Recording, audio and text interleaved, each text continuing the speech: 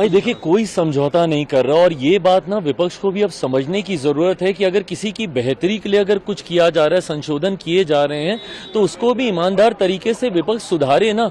अगर पारदर्शिता किसी सिस्टम में लाने का प्रयास किया जा रहा है तो उससे ऐतराज किस बात का है। अगर एक ऐसा संशोधन लाया जा रहा है जो उस वर्ग के गरीब लोग हैं उनको मुख्य धारा के साथ जोड़ता है, तो इसमें तकलीफ क्या है। दिक्कत यह है कि जस्ट बिकॉज एनडीए लेके आ रहा है, प्रधानमंत्री नरेंद्र मोदी लेके आ रहे हैं, तो ये गलत ही है। और हर बार सिर्फ इसका विरोध इसलिए करो क्योंकि एनडीए की सरकार लेकर आ रही है।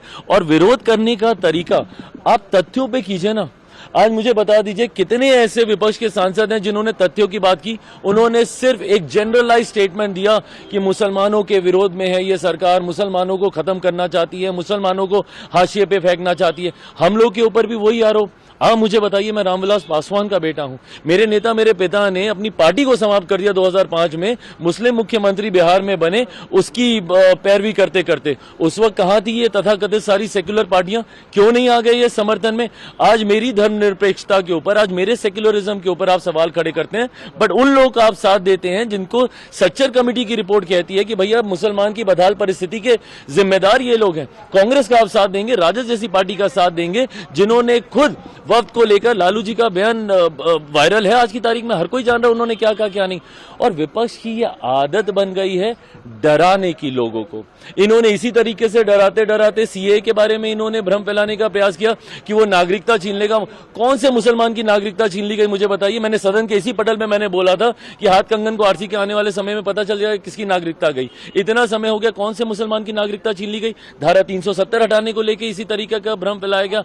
हर बार लोगों को सिर्फ डरा कर, और आज पुनः अगले 2 साल में पता चल जाएगा ना, 2029 में हम लोग फिर जाएंगे चुनाव में। 29 के चुनाव में परिणाम दिख जाएंगे। अभी बिहार का चुनाव है 6-7 महीने के बाद, उसमें पता चल जाएगा भैया। अगर आप मुसलमानों के हक में और ऐसे मुसलमानों के हक में जो गरीब वर्ग से आते हैं उनको मुख्य धारा के साथ जोड़ने की सोच के साथ लाते हैं, तो इन लोगों को तकलीफ होती है। क्यों? क्योंकि ये लोग भ्रष्टाचारियों का संरक्षण करने की सोच रखते हैं। ये संशोधन मैं ईमानदारी से मानता हूं, मैं रामविलास पासवान का बेटा हूं, कोई ऐसी गलत चीज का मैं पक्ष नहीं लूंगा जो मेरे पिता की विचारधारा के खिलाफ जाए। मेरा कमिटमेंट ना सिर्फ समाज के इस वर्ग के साथ है, मेरा कमिटमेंट मेरे पिता की आइडियोलॉजी के साथ भी है।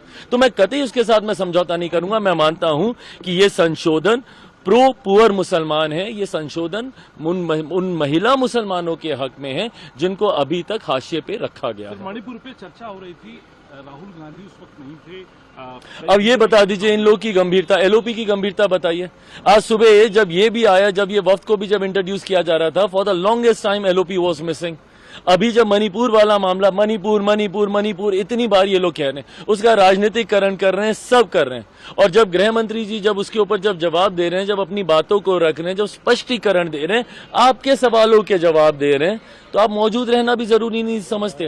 वक्त के दुनिया भर के ये लोग माहौल बना रहे हैं, जनता के बीच जा रहे हैं, मुसलमानों के बीच जा रहे हैं। आप दिन के विजुअल्स निकाल के देखिए, विपक्ष के कितने सांसद कब कब मौजूद थे। और खास तौर पर एलओपी की भूमिका, भाई you have to be present in the house, counter us every time, then you say that कि ये स्पीकर आपको बोलने नहीं देते, सरकार आपको बोलने नहीं देती। आप रहिएगा तब तो आप बोलिएगा, आप रहेंगे नहीं तो बोलेंगे कब?